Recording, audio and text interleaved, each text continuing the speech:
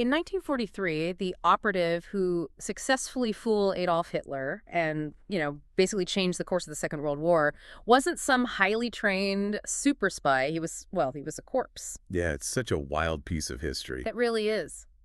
Welcome to today's deep dive, tailored specifically for you. Today we're going through your notes to analyze exactly how espionage altered the fate of the Second World War. And this specific story, it completely upends how we're conditioned to think about conflict, right? Right, because we usually think of victory as overwhelming firepower, like tanks, planes, just brute force. Exactly.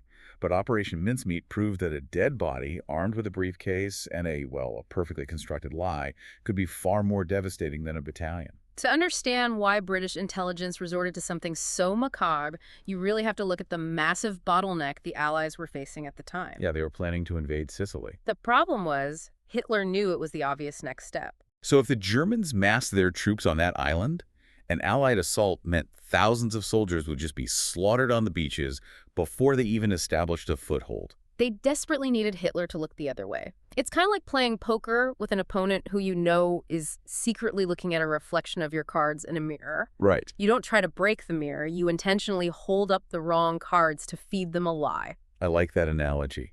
And the wrong cards, in this case, took the form of Major William Martin. A completely made-up guy. Literally created from scratch. Yeah.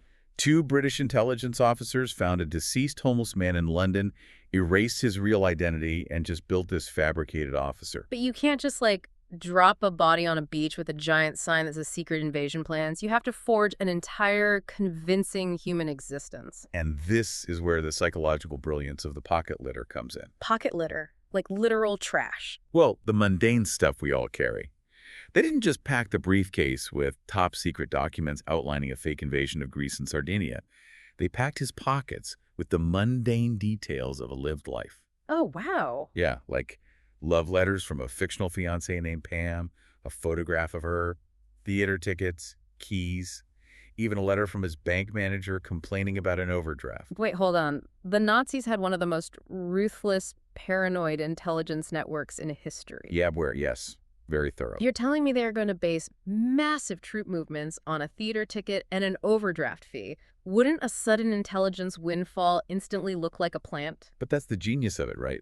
If an enemy investigator finds highly classified plans alone, they immediately suspect a trap. Because it's too easy? Exactly. Huh. But when those plans are stuffed in a pocket next to a really frustrating bank complaint and a receipt for a shirt, the mundanity basically bypasses their skepticism. It creates a narrative too perfectly flawed to be a forgery. Yeah, it grounds it in reality. So you have this perfectly documented, entirely fictional human being. But a brilliant disguise is totally useless if the enemy never sees it. How do you hand-deliver a dead body to the Nazis without them realizing it's a delivery? You use the gray areas of international neutrality. The British submarine HMS Seraph dropped the body off the southern coast of Spain. Now, officially, Spain was neutral. Officially, sure. But British intelligence knew the local Spanish Coast Guard and authorities were deeply infiltrated by German military intelligence. Ah, so they banked on corrupt local officials finding the body and immediately selling the documents out to the Nazi agents operating in Madrid. The trap snapped shut perfectly. The briefcase made its way up the chain to German intelligence.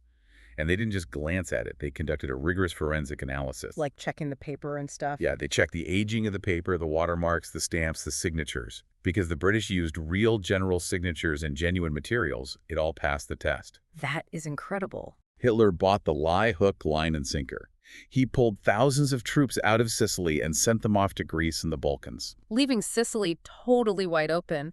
When the Allies finally landed, they faced a fraction of the resistance they expected. They saved just countless lives. It's a perfect example of how espionage altered the fate of the war. As you dig into this history, the human element here is just profoundly ironic. It really is. Decades later, the true identity of the corpse was finally revealed as Glyndwr Michael. The homeless man from London. Right. A man who died in obscurity, never imagining he would be instrumental in defeating Nazism. Today, his tombstone honors both his real name and his fake persona, Major William Martin. A carefully planned lie and a single briefcase, worth more than thousands of soldiers. So we'll leave you with this to mull over. If an entirely fictional identity, built from mundane pocket litter like theater tickets and a bank complaint, could completely deceive one of history's most paranoid military machines, what does that say about how easily our own grasp of reality can be manipulated by just a few convincing details?